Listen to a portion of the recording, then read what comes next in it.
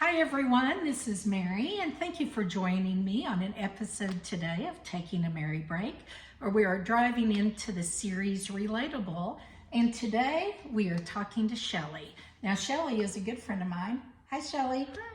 And we've actually been friends for quite some time. In fact, not long ago, her and a couple of other dear friends of mine went on a trip to Santa Fe together, and it was so much fun. So much fun. It was incredible. Shelly, I am going to let you just dive in. Why don't you tell a little bit about yourself and we will go for it. Okay. My name is Shelly and I am a widowed mother of 4 children. My oldest is 22, then I have one that's 18. Gentry's 13 and Lindley is 11. So with that comes a lot of responsibility and they keep me busy. So yes. Well, I know that you have a very profound story, and I know that I'm honored that you're telling it today. So why don't we just let you start telling about your journey, and we'll go from there. Journey's been a little rough, but faith has got me through it. I lost my husband 8 years ago to cancer. 8 years ago, our babies were pretty small, so never dreamed I'd be a 41-year-old widow. And what was his name? His name is Shorty. Okay. And worked for the railroad for 23 years. Dad worked, Mom stayed home. I raised kids. Kind of the perfect setup.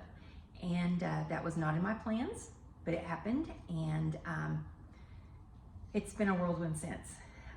We were able, by the time we found it, we were given 1 year and 1 hour with him, from the time he was diagnosed to the time he took his last breath. Wow.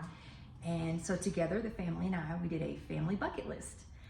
We did so many fun things, just memorable things to kind of trap the moment and things that we would remember when we knew he would be gone. Yeah. We did lots of fun things. We went to Red River, had a last family vacation. He got to teach his boys how to fish. Aww. We did a hand cast of all of our hands. The art teacher and 2 of her art students did that.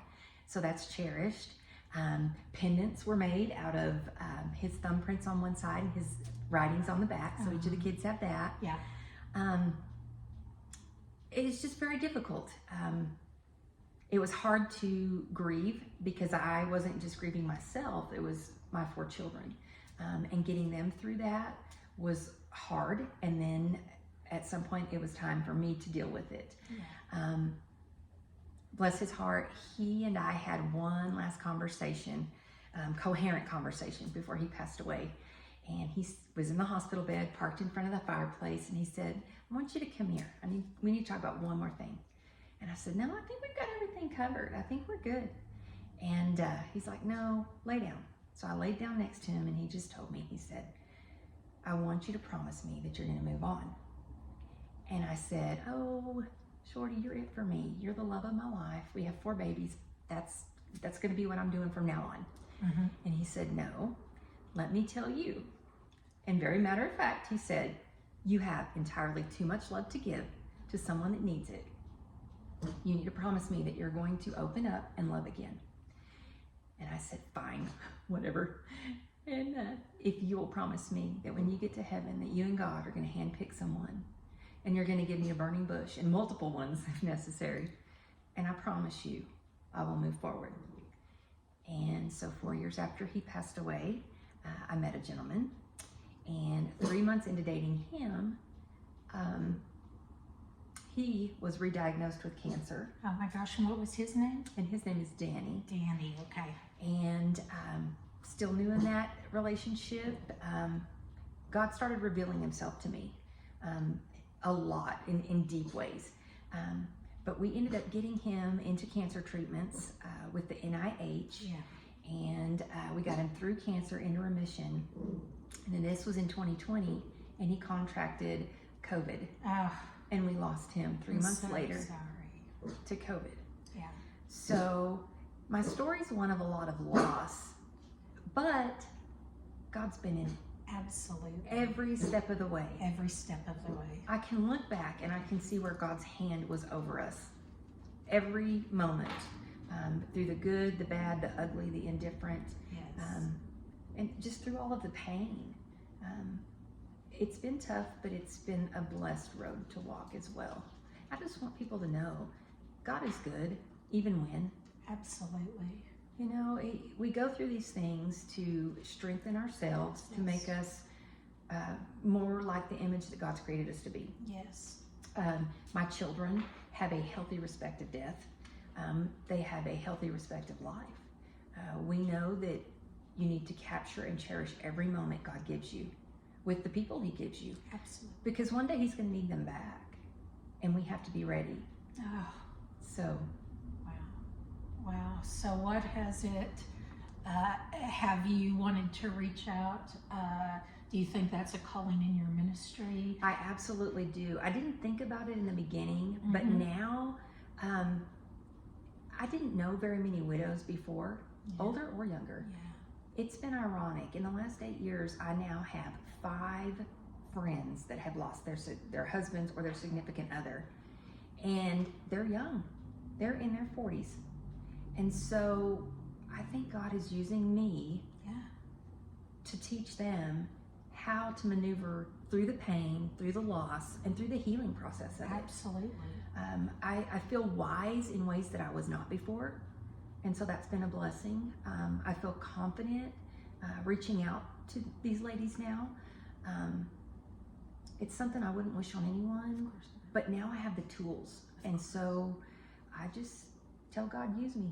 However you need, wherever you need, to whomever you need me to witness to, just use me. And I know your journey. I know you have days that you'll probably do great and days that you probably want to go in the closet and fall apart. Absolutely. So are there any resources, or is there anything that's helped you yourself as far as working through it amongst, of course, the church and everything like that?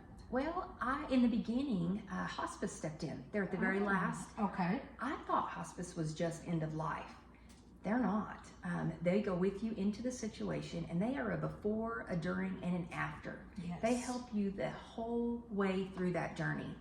And they gave us resources such as the Hope and Healing Place here in Amarillo, where they have Christian counselors, men and women that have maybe been through this, or maybe they just spoke to people and ministered and counseled to people that have. Amazing. And they taught us to live in the moment. Don't fray from your regular activities. They said keep everything on as normal a schedule and as routine, irregular as possible. Oh, absolutely. That's comforting. Absolutely. The kids never skipped a beat. They never, missed out on anything. I kept them involved, kept their little mind occupied. And then those individuals would love on us and minister to us and counsel with us. Right. And of course, I'm full of faith. I believe in God, and He is, He's amazing, and He's brought us through. I think it's only by the grace and mercy God has given that we're where we are today. Absolutely. And that we're in as healthy a space as we are today. Absolutely. Yeah, and I tell you one thing that I've learned, and I've said it on some of my previous episodes, but I really find that in your greatest weakness, you find your greatest strength. Absolutely. And like with my story, and I won't go into it very much at all, but I lost both my parents, different years, to the same disease, multiple myeloma. And grief is definitely a world of its own. Absolutely. And what I find interesting with it is, going through the grief process where you're, some days you're good, some days you're mad at the world, some days but in retrospect, it's God looking out for you and helping you through each and every one. Absolutely. Yeah. God gives us what we need in the moment to get through, whether that's a phone call or a note in the mail or a text or an email from someone. Hey, I'm thinking about you. Just know you're held in prayer today, and I love you. Friendships, I've learned to rely on friendships. I'm blessed that God has given me some of the most incredible friendships with people that I've known for a long time, and some just a short time. Some have walked the path that I've walked, and some have not. But I find strength in others.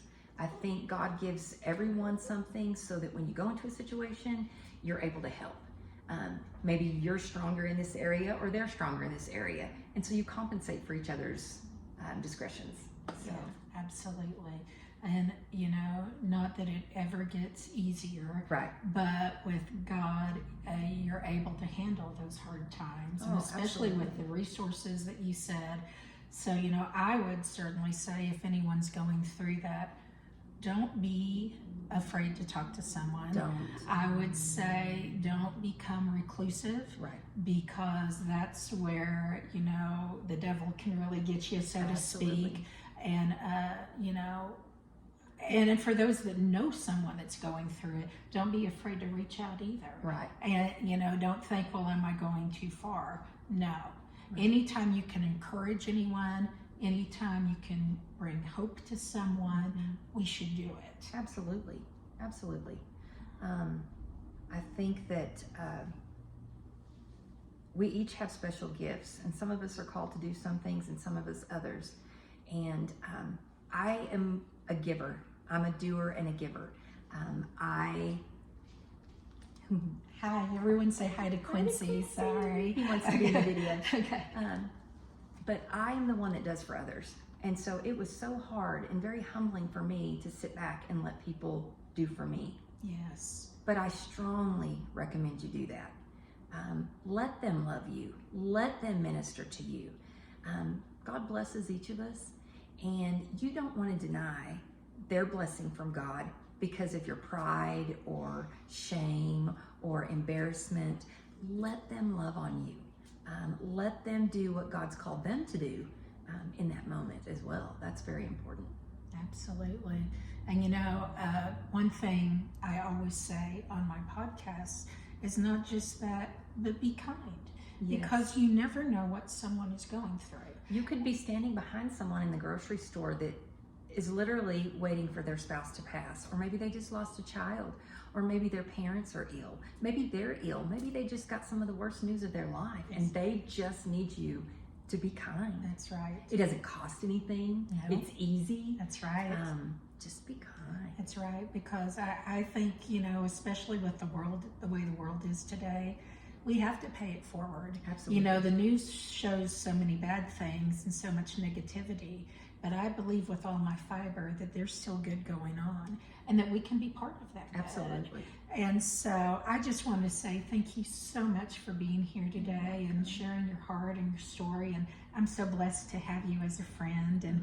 And as always, guys, you heard us both say it, be kind. Be kind. And love you as always. This is Mary, and I'm out. Bye.